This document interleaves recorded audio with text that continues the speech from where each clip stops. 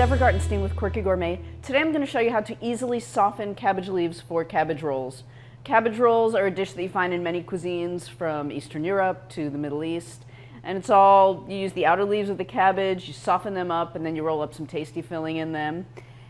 But the cabbage leaves, when you first take them off the cabbage, they can be a little brittle. And so if you were going to try to roll something up in them just like this, they'd probably crack. And then your filling would fall out of your cabbage rolls and it wouldn't be nearly as pretty. So what you want to do is blanch the cabbage leaves. And blanching means just putting them in boiling water for just about 30 seconds.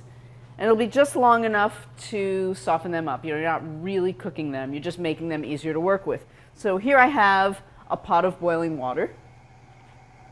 Just going to put them in.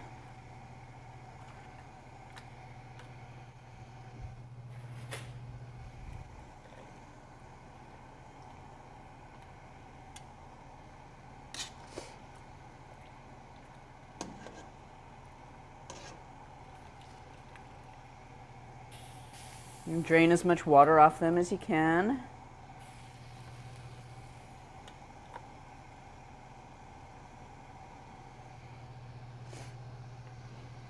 And that is how you easily soften cabbage leaves for stuffed cabbage, also known as cabbage rolls.